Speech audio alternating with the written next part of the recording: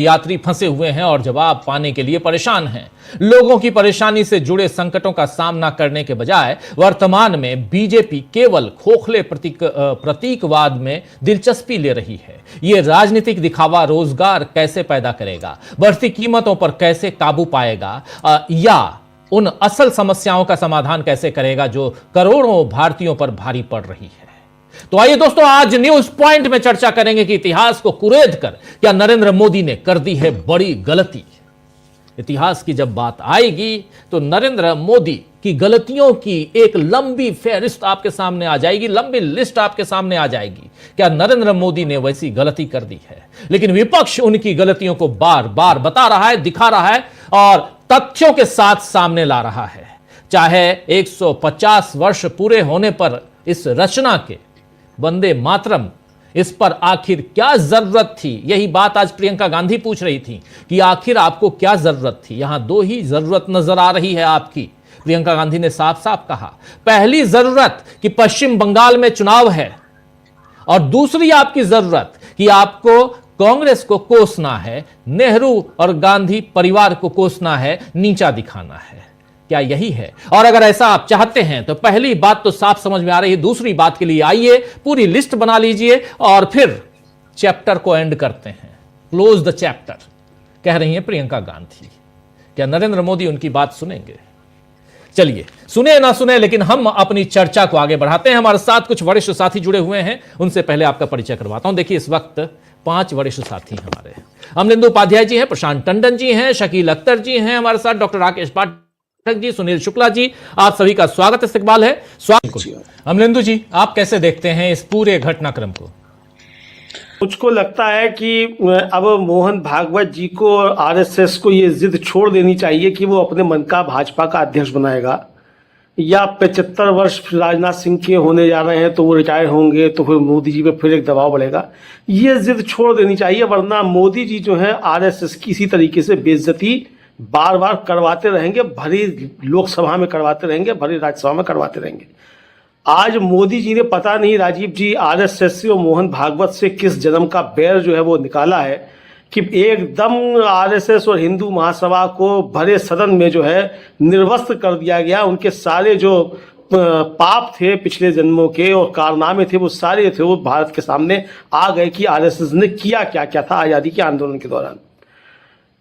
दूसरे राजीव जी, इनकी एक मंशा जो थी, जो आरएसएस की मंशा रहती है, भारतीय जनता पार्टी के लोगों की मंशा भी रहती है कि गुरुदेव रविन्द्रनाथ टैगोर को नीचा दिखाया जाए। अब ये जा तो रहे राजीव जी बंगाल में चुनाव लड़ने, जिसके लिए इसको बनाया गया था। दाढ़ी बढ़ा ली थी कोरोना काल में, बिल्कुल रविन्द्रनाथ टैगोर जैसी कि जैसे रविन्द्रनाथ टैगोर बन जाएंगे अब, लेकिन वो काम में नहीं आया। तो रविन्द्रनाथ टैगोर काम में नहीं आए तो बंकिम चंद्र चटर्जी के पीछे लग गए। उससे पहले नेताजी सुभाष चंद्र बोस के पीछे लगे हुए थे, उनके पौत्र जो है उनको बना दिया था। अब उनके पौत्र जो है वही भारतीय जनता पार्टी के खिलाफ बातें करते हैं। तो ये बार बार जो है अपने नायक भी बदलते रहते हैं राजीव जी, और ऐसा इतिहास में हमने कभी नहीं देखा।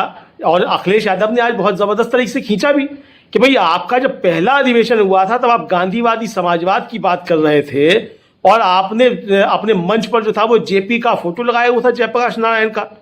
तो आप कितने समाजवादी बचे हैं और कितने आप गांधीवादी हैं, जरा दिल पर हाथ रखकर बता दीजिए, अखिलेश यादव ने पूछा। तो जिस वंदे मातरम की बात कर रहे हैं तो आरएसएस की शाखा में आज भी क्या वंदे मातरम गाया जाता है?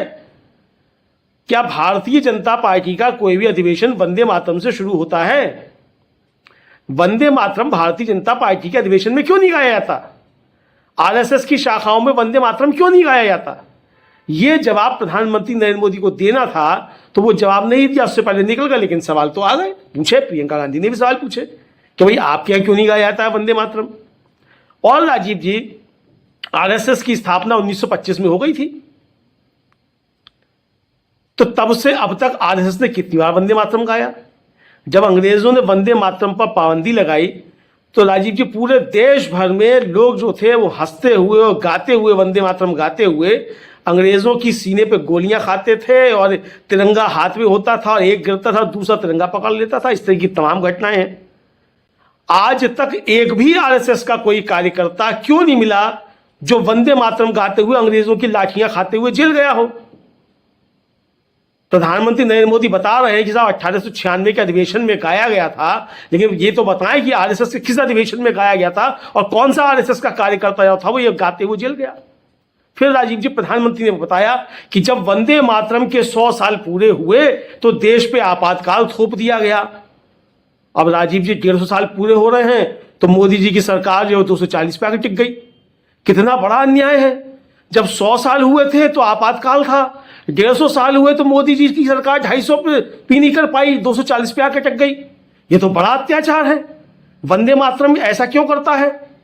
लेकिन उसके साथ साथ ये भी बताया कि जो आज़ादी के आंदोलन के लोग थे उनको था वो आज उसमें आपातकाल में फिर जेल भेज दिया गया।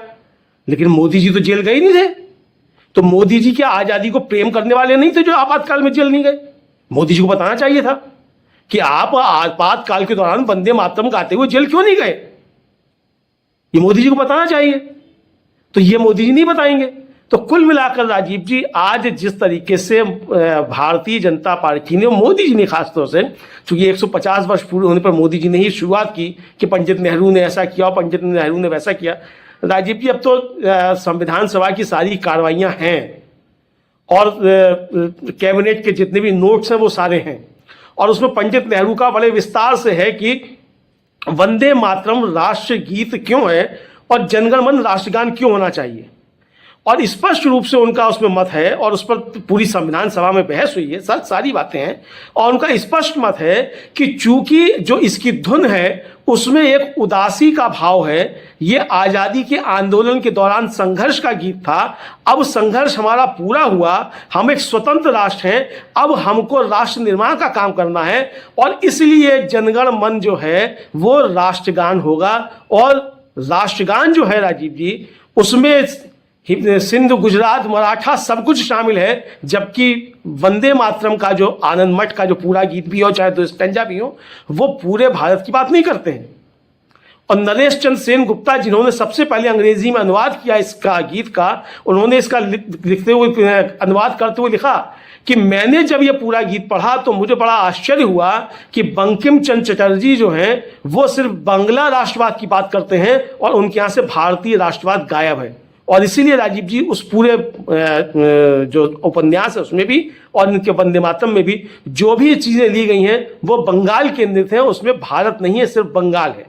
तो इसलिए एक राष्ट्रीय स्तर पर चीज थी और एक जज्बा पैदा हो कि अब हमको राष्ट्र निर्माण करना है, इसके लिए किया। आपको याद होगा राजीव जी कल्याण सिंह जब राजस्थान के शायद गवर्नर थे, उन्होंने जो था कि साहब कहा था कि ये जो जनगण मन लिखा गया है ये जॉर्ज पंचम की स्तुति में लिखा गया है और इसमें बड़ा विवाद हुआ। जबकि इसको अपने समय में रहते हुए ही गुरुदेव रविन्द्रनाथ टैगोर ने कहा था कि कोई भी पंचम हो या षष्ठम हो वो राष्ट्र का अधिनायक नहीं हो सकता, ये भारत के लोग हैं जो राष्ट्र के अधिनायक हैं। ये गुरुदेव रविन्द्रनाथ टैगोर ने लिखा। तो ये राजीव जी बंकिम चंद्र चटर्जी के बहाने चुनाव लड़ने जा रहे हैं बंगाल में, लेकिन गुरुदेव रविन्द्रनाथ टैगोर को अपमानित करके जाना चाहते हैं। मुझे लगता है कि इस बात को भी रेखांकित की जाने की बहुत ज्यादा आवश्यकता है, क्योंकि इनके जो कुत्सित कार्य हैं, ये जिस तरीके से राष्ट्र के नायकों को अपमानित करते हैं, चूंकि ये अंग्रेजों के साथ उनकी ताबेदारी कर रहे थे और जिस तरीके से मुस्लिम लीग के साथ मिलकर हिंदू महासभा सरकार बना रही थी, तो इनके सारे पाप जो हैं ये सामने ना आने पाए, तो इसलिए ये ओट लेने की कोशिशें करते हैं। लेकिन इनके असली मकसद जो है वो मुझे लगता है कि देश के सामने आने चाहिए कि ये गुरुदेव रविन्द्रनाथ टैगोर को अपमानित करना चाहते हैं, जिन्होंने भारत का भी राष्ट्रगान लिखा, जिन्होंने बांग्लादेश का भी राष्ट्रगान लिखा और जिन्होंने श्रीलंका का भी राष्ट्रगान लिखा। गुरुदेव रविन्द्रनाथ टैगोर के लिखे हुए राष्ट्रगान 3 देशों में गाए जाते हैं राजीव जी। तो ये गुरुदेव रविन्द्रनाथ टैगोर को अपमानित करके अगर बंगाल विजय करना चाहते हैं तो ये सपने पूरे नहीं होंगे मोदी जी। दाढ़ी चाहे आप 56 इंची कर लीजिए और चाहे 156 इंची कर दीजिए।